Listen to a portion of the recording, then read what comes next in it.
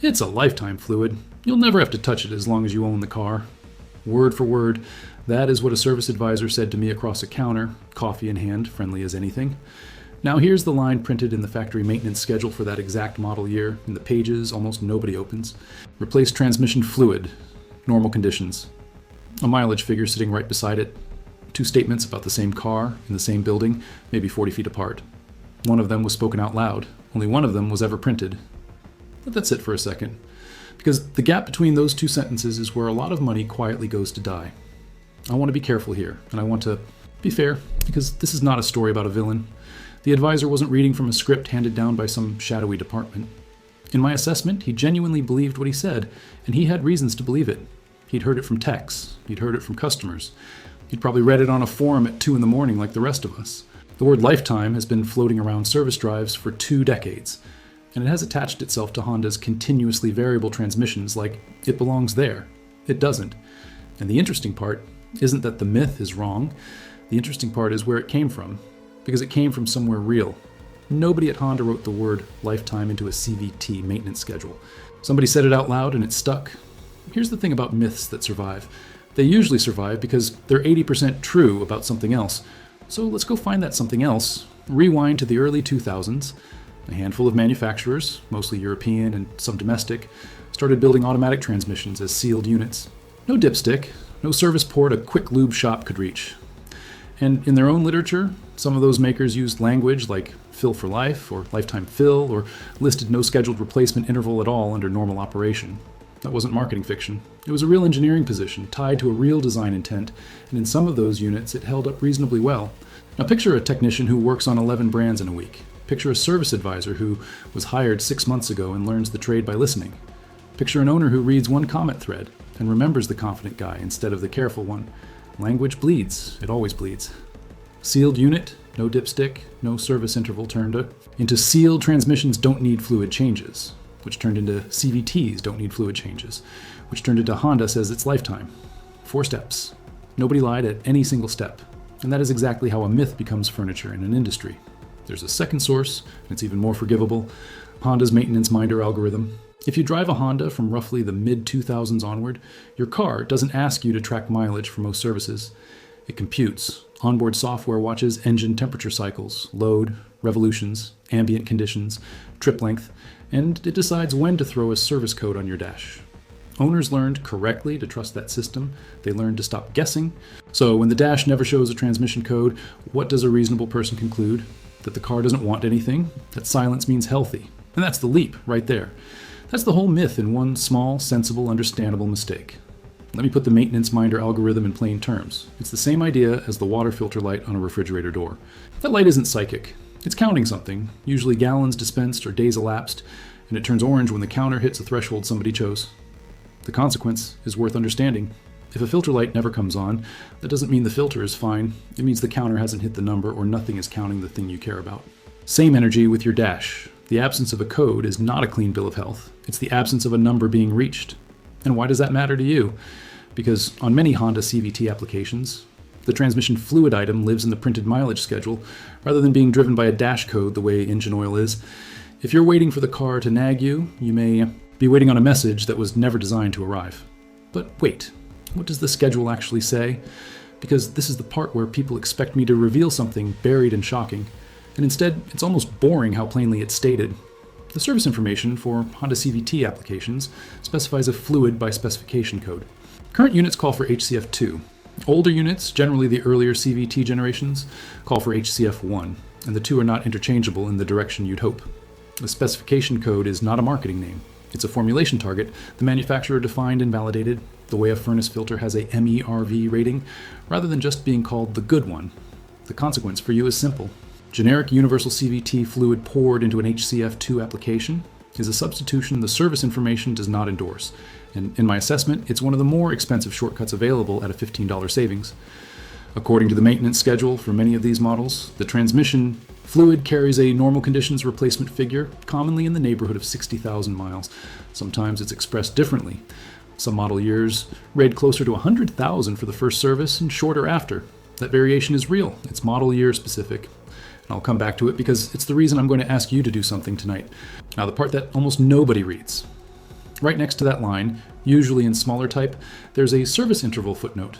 It points to a severe duty schedule with a shorter figure, frequently around 30,000 miles, or in that region, depending on year and market. And here's what makes that footnote so important. Read the definition of severe conditions and tell me it doesn't describe you. The severe duty schedule language typically covers driving in stop and go traffic, frequent short trips, often defined as under 5 miles or under 10 miles in freezing weather, extensive idling or long periods of engine running while stationary, driving in mountainous or hilly terrain, towing a trailer or carrying heavy loads, operating in ambient temperatures consistently above roughly 90 degrees or in extreme cold. Read that again. Commuting in traffic, short trips, hills, heat. That is not an exotic profile. In my assessment, a large share of owners who believe they're driving under normal conditions are, by the manufacturer's own printed definition, driving under severe ones. Not because they're doing anything wrong, because normal in a maintenance schedule means something closer to steady highway cruising at moderate temperature, and almost nobody lives that life. So the myth isn't that Honda hit a number. The myth is that a spoken shorthand replaced a printed number, and a footnote most people skip decided which printed number applied. Now let's talk about what old fluid actually loses, because this is where I see even careful people reason their way into a wrong conclusion. Most of us learned about fluid aging from engine oil, and with engine oil we think about it getting thin, or getting dirty, or getting sludgy. So the instinct is to look at CVT fluid, see that it still looks reasonable, still feels slippery, and conclude nothing's wrong. That instinct is understandable, and it's aiming at the wrong target. A Honda CVT doesn't work like a conventional automatic with clutch packs and a torque converter doing all the talking. It uses a steel push belt, essentially a stack of steel elements riding on bands, squeezed between two pairs of cone-shaped pulleys.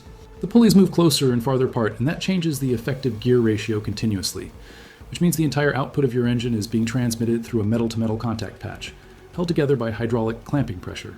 Sit with that, steel on steel, under pressure. And the fluid between them has two jobs that pull in opposite directions. Job one is hydraulic. The fluid is the muscle that moves those pulleys and holds that clamping force precisely where the control system wants it. Job two is friction, not lubrication in the ordinary sense.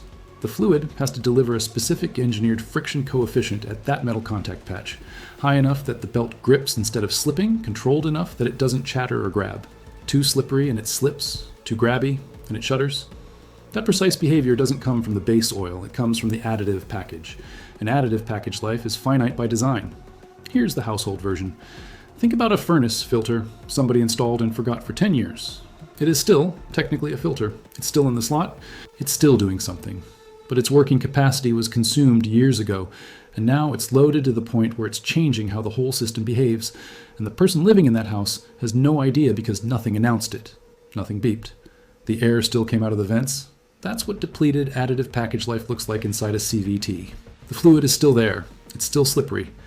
It has quietly stopped being the engineered material the control system was calibrated around, and the real-world consequence tends to show up as a slight shudder from a stop, a hesitation under light acceleration, or a soft whine that owners describe as the car feeling tired, which matters to you because those symptoms are frequently the first invoice-relevant warning, and by then the cheap window is usually closed. The second thing that accumulates is ferrous debris load. Steel on steel under pressure sheds microscopic metal. That's not a defect, it's physics. And the transmission is designed with a magnet and a filtration path to manage it, but the rate isn't constant. Debris in suspension is mildly abrasive, and mild abrasion generates more debris. It's a slope, not a cliff. Which brings us to the evidence, and I want to be measured about this because used fluid analysis is informative, not oracular. In sample sets I've reviewed and in analyses circulated among independent transmission specialists, the pattern is consistent enough to be worth repeating. Fresh HCF2 typically reports iron in the low single digits to around 10 parts per million.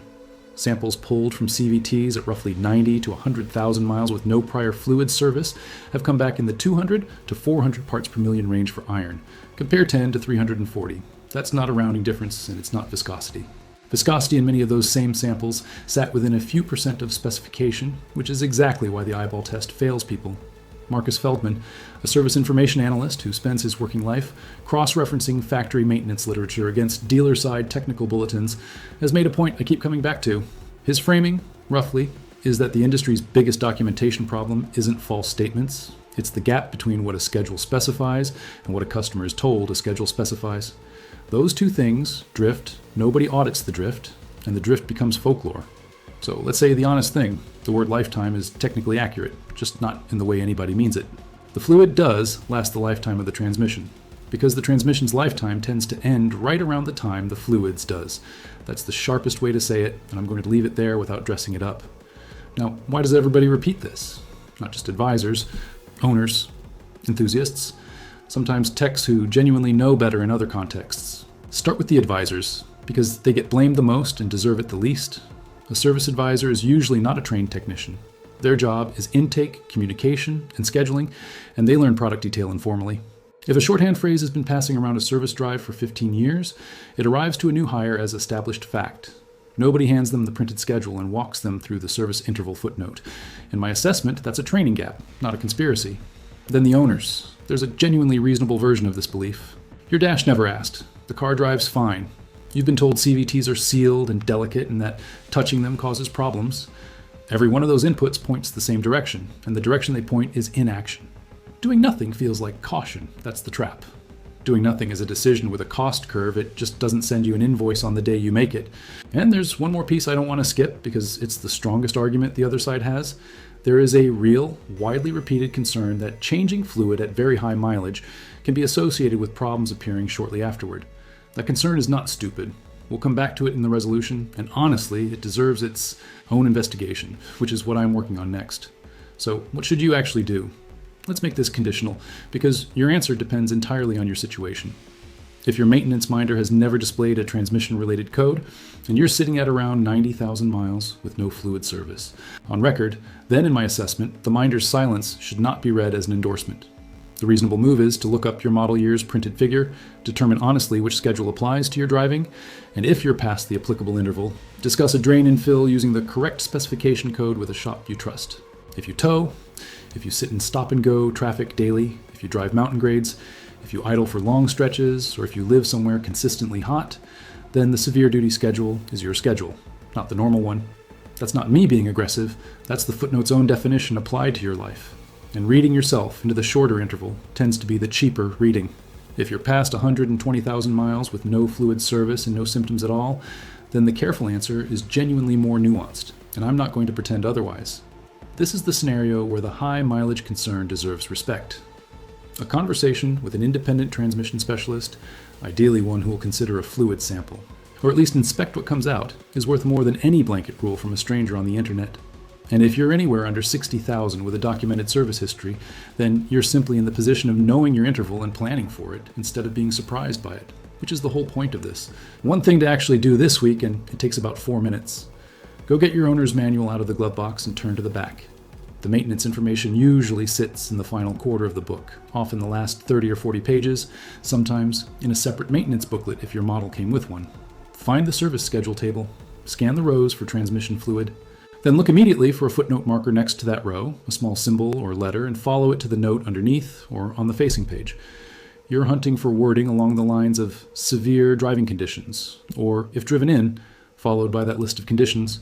Read the list, decide which column is honestly yours. I'll say this plainly because it matters. This is general information, not a diagnosis of your specific vehicle.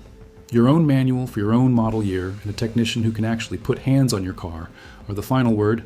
And if what you find in your manual contradicts what I've described here, your manual wins. Here's what you've got now that you didn't have 12 minutes ago. You know that Honda's maintenance documentation specifies a replacement interval by specification code rather than declaring a lifetime fill. You know there's a footnote that quietly reassigns most real-world drivers to the severe duty schedule. You know the failure mode is additive package life and ferrous debris load, not the fluid looking bad. And you know why the myth spread without anyone needing to act in bad faith. So let me ask you to verify me instead of trusting me. Tonight, go read your own maintenance schedule and drop a comment with the exact wording you find, plus your model year and your CVT's specification code. I'm asking because these figures genuinely vary by year and market. And 100 owners posting their real printed numbers builds something more useful than any single script ever could. If yours says something different from what I described, post it anyway, especially then. And if that high mileage question is nagging at you, the one about whether changing old fluid late can cause its own problems, that's exactly where I'm going next. I'm digging into what a fluid change at very high mileage actually risks, what the mechanism is supposed to be, and whether the evidence supports the fear or just repeats it. Stick around for that one, because it's the other half of this decision.